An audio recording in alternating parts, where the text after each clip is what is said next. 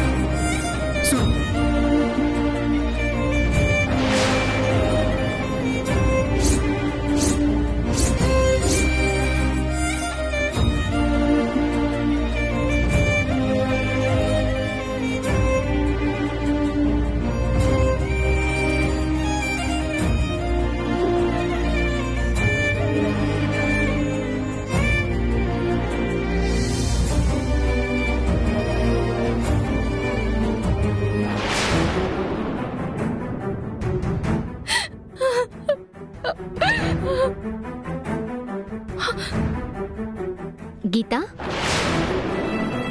ఏంటక్క? ఇవాళ సాయంకాలం బట్టలు కొనడానికి వెళ్దామని చెప్పారు కదా, అది ఈ పూట వెళ్ళట్లేదంట. రేపు పొద్దున్నే వెళ్దామని చెప్పారు. అవునా? సరే.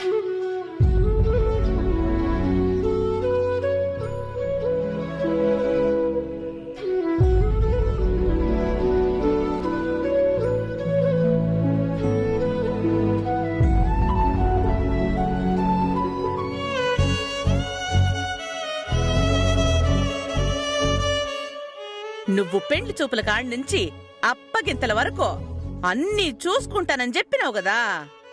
అప్పుడు పెళ్లికి కలిపే మొదటి పసుపు ముద్ద దగ్గర నుంచి ప్రతిదీ నువ్వే దగ్గరుండి చూసుకోవాలా. నువ్వే దగ్గరుండి అమ్మాయికి చీర, నా కొడుక్కి బట్టలు సెలెక్ట్ చెయ్యాలా.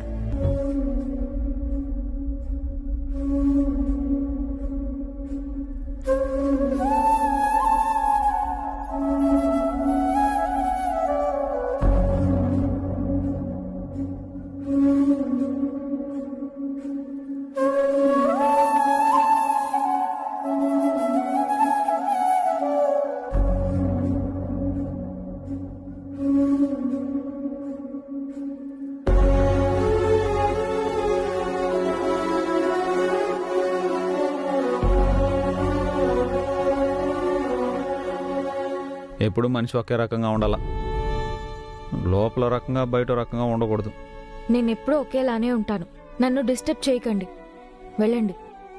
నేనేమో నిన్ను డిస్టర్బ్ చేయాల్సిన పని లేదు. ఆల్రెడీ నువ్వు డిస్టర్బ్డ్గానే ఉండవు కదా. ప్లీజ్, ఇనఫ్, వెళ్ళండి. వెళ్తానులే. మా అమ్మ ఇందాక నీకు ఫోటో ఇచ్చింది కదా, ఆ అమ్మాయి ఫోటో చూడమని, మరి చూడలేదా? చూస్తాను. ఇదేమంత కొంపలు మునిగిపోయే విషయమేమీ కాదు. తీరిగ్గా చూస్తాను. దానికంటే ముఖ్యమైన పనులు నాకు చాలా ఉన్నాయి. దీనికంటే ముఖ్యమైన పనులు ఉన్నాయా? లేకపోతే నీ స్థానంలో వేరే అమ్మాయి ఎవరో వస్తే ఆ పిల్లని నేను ఎందుకు చూడాలి అనుకుంటున్నావా? లేకపోతే ఉక్రోషంతో చూడలేకపోతున్నావా? చాలా ఎక్కువ ఊహించుకుంటున్నావు. నీ లైఫ్లోకి ఎవరొస్తే నాకేంటి? మరి ఎవరొస్తే నీకేందన్నప్పుడు నీ పని నువ్వు చేయొచ్చు కదా. నీ చేతుల మీదుగా నా పెళ్లి చూపులు, నిశ్చితార్థం, పెళ్లి అన్నీ జరగాలని చూస్తున్నారు. నీ ప్రొఫెషన్లో ఫస్ట్ అసైన్మెంట్ నా పెళ్లి అవ్వడం, అది నా అదృష్టమో దురదృష్టమో నాకు తెలియట్లేదు. కానీ నువ్వెట్టి ఇదంతా చేస్తావా అని చూడాలన్నాడు.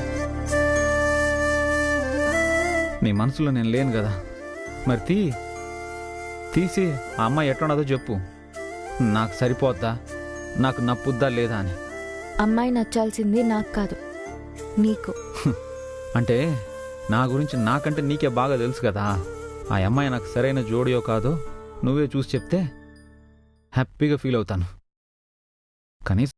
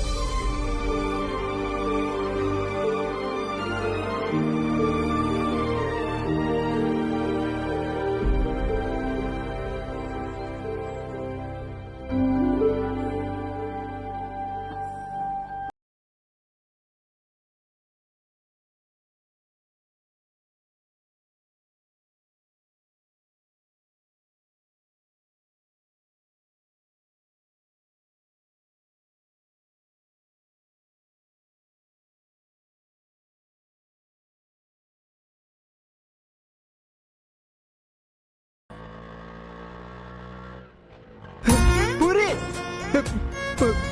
పూరి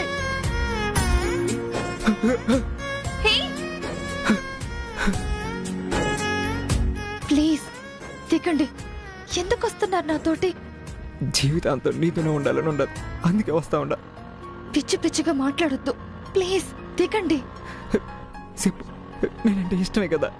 పిచ్చా మీకు? అవును పిచ్చే. ఏమైనా అనుకో, కానీ నువ్వు నాకు కావాలి. నా మీద కోపం లేదని చెప్పు.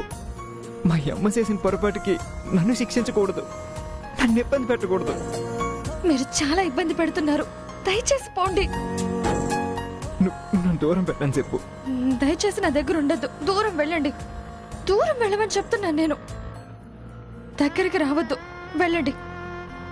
నువ్వు పెట్టేసే ఆటోలను దూకేస్తా. దూకేస్తారా? దూకండి. నిజంగానే దూకేస్తా. దూకండి. దూకేస్తా చెప్తున్నా. దూకండి.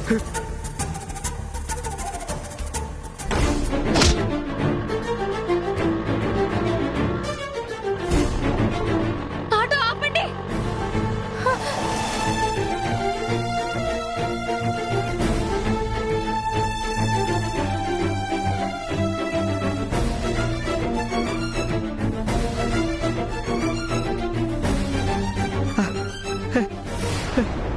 ఏంటి పిచ్చి పని? అంతే, నేను చెప్పినాను కదా, నువ్వు సావమంటే కూడా సత్తా. ఆటో సిన్నది కదా, అందుకే ఎక్కువ దెబ్బలు తగలా. ఈ తూరు బస్సు ఎక్కినప్పుడు చెప్పు, బస్సులో దూకేస్తా, కాళ్ళు చేతులు విరిగిపోతాయి. నీకేమన్నా పిచ్చా? దయచేసి ఆ పని చెయ్యొద్దు. నన్ను బాధ పెట్టద్దు, నా వెంట రావద్దు. అమ్మే, అమ్మే, అమ్మే ఆగమ్మే, అమ్మే అమ్మే.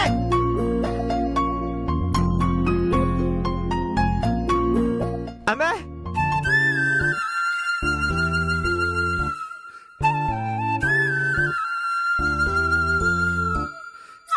వదినకి ఫోన్ చేయాలా?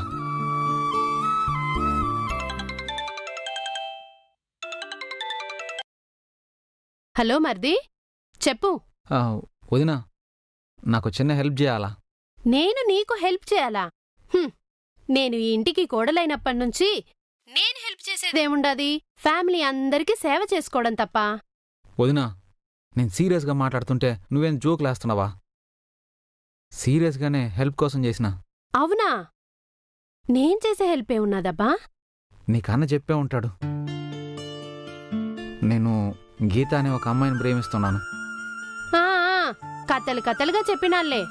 ఇప్పుడు ఆ అమ్మాయి విషయంలో నువ్వు నాకు హెల్ప్ చేయాలా? ఇంకేం హెల్ప్ చేసేది? హెల్ప్ చేయడానికి ఏముండది? అత్తగారు డిసైడ్ చేసినారు కదా, నీకు వేరే సంబంధం చూస్తుంది. నువ్వు సచ్చినట్టు నీకు ఇష్టం ఉన్నా లేకపోయినా ఆ సంబంధం నువ్వు చేసుకోవాలని చెప్పి. చూడు, నువ్వు నా మాట ఇను. అత్త చూసిన సంబంధమే చేసుకో. లేదని నీకు నచ్చిన ఆ పిల్లని తీసుకొచ్చినావంటే ఆ పిల్ల కూడా నా మాదిరి కష్టపడాలా? చూడుదనా, ఆ అమ్మాయి నీలాగా అమాయకురాలేం కాదు. ఎట్టైనా బతికేస్తుంది వదినా. కాకపోతే అసలు ముందు ఆ అమ్మాయి నా ప్రేమ నొప్పుకోవాలంతే. ఆ విషయంలో నువ్వు నాకు హెల్ప్ చేయాలి వదినా. అమ్మాయికి ఇష్టం లేదేమో. ఇష్టం లేని పిల్లని ఏంటికి బలవంత పెట్టేది? ఇష్టం లేకపోతే నేను బలవంతం పెడతానా వదినా? అది కాదు, ఆ అమ్మాయికి ఇష్టం ఉండదు. కానీ కొన్ని కారణాల వల్ల ఒప్పుకోవడం లేదు. ఏందా కారణాలు? ఒకటే, నేను గీత దగ్గర కొన్ని నిజాలు దాచిపెట్టాను. అది ఒకవైపు కోపం. అమ్మ నాకు సంబంధం చూసేసింది. ఆ సంబంధం నేను చేసేసుకుంటానేమో అని ఆ అమ్మాయి అనుకుంటున్నది. నేను ఎంత చెప్పినా ఆ అమ్మాయి ఈనడంలా నమ్మడంలా. ఏం నిజాలు దాచినావు? నేను కనకరత్నం గారి అబ్బాయిననే విషయం దాచిపెట్టాను. ఏంది? నువ్వు అత్త కొడుకు అనే విషయమే దాచినావా? ఎందుకు? ఏం చేసేదా, వాళ్ళిద్దరికి పరిచయమైన మొదటి రోజు నుంచే కొట్టుకొని చస్తున్నారు కదా. ఓ అవును కదా, వీళ్ళు తొలిసారి కలుసుకున్నప్పుడే కొట్టుకున్నారు. అత్త దగ్గర ముక్కు పిండి 2000 వసూలు చేసింది కదా. మరిది, ఒక విషయం చెప్తున్నాను చూడు. చచ్చిన అత్త మాత్రం ఆ పిల్లను ఒప్పుకోదు. నువ్వు ఇంతటితో వదిలేసేయ్. వదినా, నువ్వు మళ్ళీ మొదటికి వస్తున్నావు. అట్ట కాదు, ముందు ఆ అమ్మాయి నా మీద ఉండే ఇష్టాన్ని ఒప్పుకొని ప్రేమిస్తున్నాను అని చెప్పిందే అనుకో. ఆ తర్వాత పెళ్లి సంగతి నేనేదో ఒకటి చేస్తా. ముందు ఆ అమ్మాయికి నమ్మకం కలిగించాలా. ఏం నమ్మకం కలిగించాలా? అంటే నువ్వు ఇంటికి పెద్ద కోడలు కదా, మన ఇంట్లో వాళ్ళందరూ అందరితో బాగా కలిసిపోతారని, పెళ్ళయ్యాక 2 కుటుంబాల మధ్య మంచి సంబంధాలుంటాయని, ఒకరి మీద ఒకరికి గౌరవం ఉంటుందని, ఏదో బయట వాళ్ళ దగ్గర ఉన్నట్టు ఇంట్లో వాళ్ళ దగ్గర ఉండరని, బాగా చూసుకుంటారని నువ్వు పెద్ద కోడలుగా చెప్పేవనుకో, అది కాబోయే కోడలుగా ఆ మాట మీద నమ్మకం వస్తుంది, కొంచెం కరుణిస్తుంది.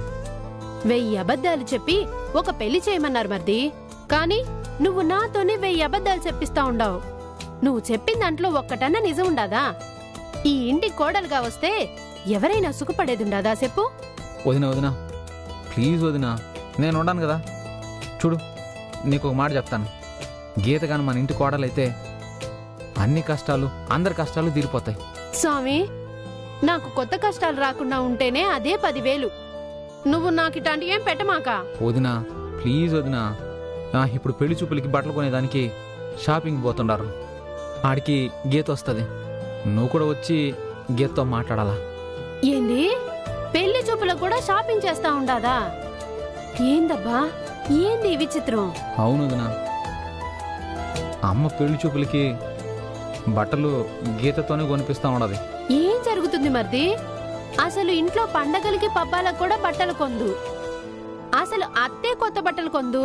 ఆ పట్టు చీరలన్నీ తాకట్టుకొచ్చినయే కడతా ఉన్నది. అట్టాంటిది మనకెట్టా కొంటది? అబ్బా, ఏదో కొంటా ఉండదు కదా. నువ్వు రా చెప్తా. అమ్మ ఎట్ట కొంటున్నది అనేది ముఖ్యమా, లేకపోతే నా జీవితం ముఖ్యమా? తప్పదంటావా? తప్పదు వదినా, నువ్వు నాకు హెల్ప్ చేసి తీరాల్సిందే. సర్లే.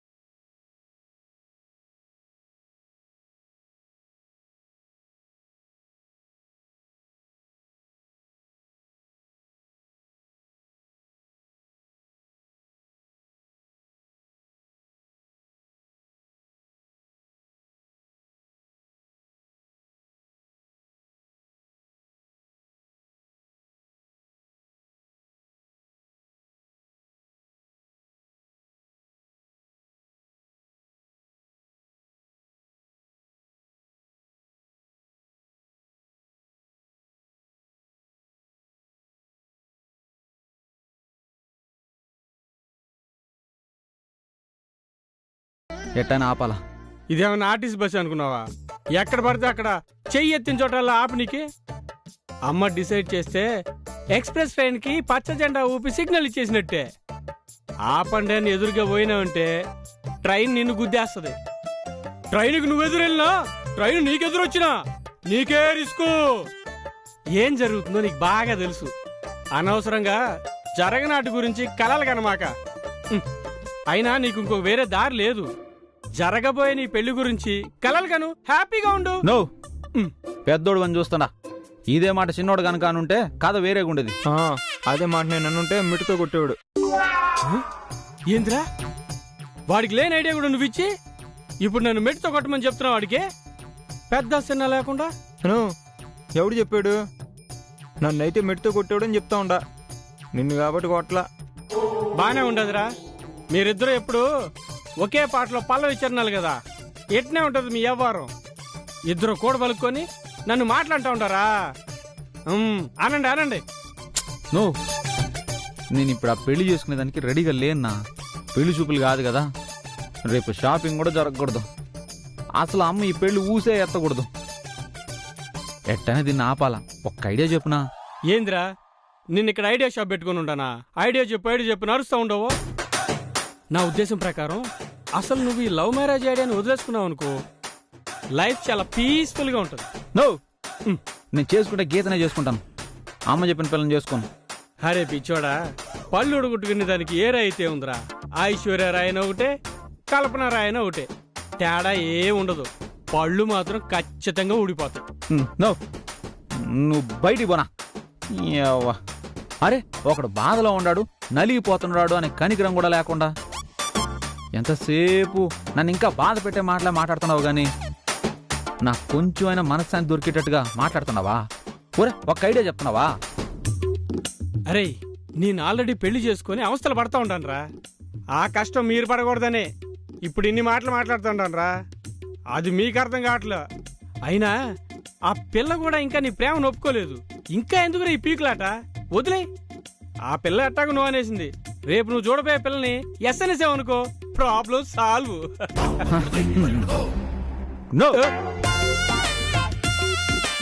ఇంకో మాట మాట్లాడబాక, గమనే ఉండు. కొడతావేంద్ర నన్ను? నువ్వు మాట్లాడవేంద్రా? ఏమన్నా ఐడియా తెలిస్తే మాట్లాడాలా. తెలియకుండా నోటుకు వచ్చినట్టు మాట్లాడితే పెద్దోడు కాబట్టి కొట్టడానికి పోయినావు. నన్ను అయితే కొట్టేటోడివే. నాకు అవసరమా? ఏదేమైనా నేనట చూస్తా గమనుండలేనురా. ఏం చేద్దాం అనుకుంటున్నావురా నువ్వు? అమ్మ డిసైడ్ చేసినాక నువ్వేం చేయలేవు. గమనే ఉండు. నువ్వు ఆ ఎమ్మి మనసులో నేను ఉండాను. అది నాకు చాలా క్లియర్గా తెలుసు. ఎట తెలుసురా?